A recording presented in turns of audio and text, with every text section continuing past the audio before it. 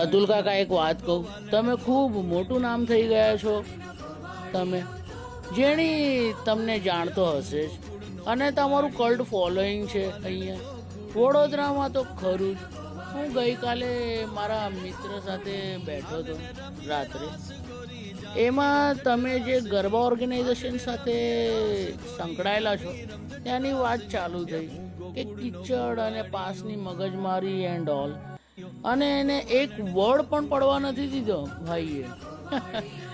તરત જ એ બોલ્યો એમાં એમનો શું વાક એન્ડ બ્લા બ્લા અને બીજું ઘણું બધું.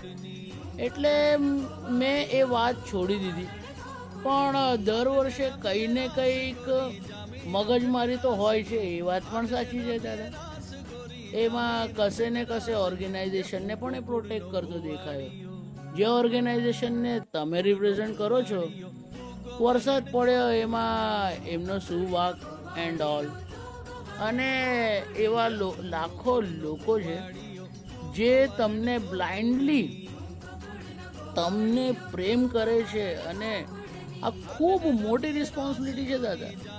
તમે ગરબા ગાઓ છો ત્યારે લાખો લોકોને મોહી લો છો. એ દેવી શક્તિ કહો કે સરસ્વતી પ્રસન્ન છે તમારા પર. પણ હા, ઘોડાપુર તો હોય જ છે, અને લોકો બ્લાઇન્ડલી લવ કરે છે તમને. મારો ભાઈ પણ કિચડમાં રમી આવ્યો હતો તે દિવસે, પણ તમને પડવા નથી દીધો એને. ખૂબ મોટી રિસ્પોન્સિબિલિટી છે દાદા તમારા પર. અને આપણે તો setting.com વાળા છે, જ્યાં સેટ થઈ જાય ફ્રી પાસનું ત્યાં વહી જઈએ છીએ. ખાતો ડેલી પાસીસ જિંદાબાદ. મારી પાસે તમને લાઈવ સાંભળવાનો કે રમવાના 555 રૂપિયા નથી ભાઈ, પણ મારા મોબાઈલમાં યુટ્યુબ છે અને ઘરે ટીવી છે. એ સાંભળીને અને જોઈને આનંદ મેળવી લઉં છું.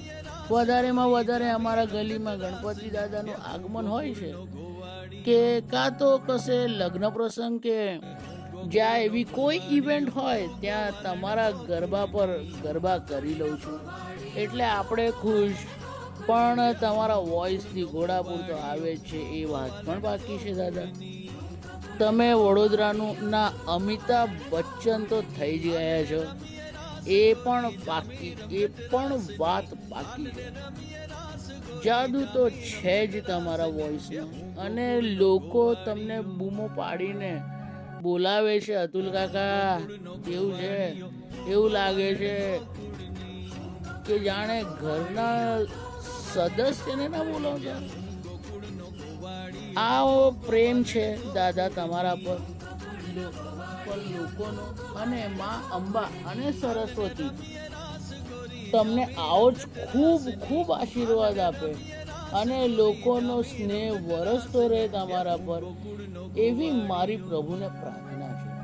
સાઇનિંગ ઓફ, તમારો ફેન વડોદરાવાસી. Thank you.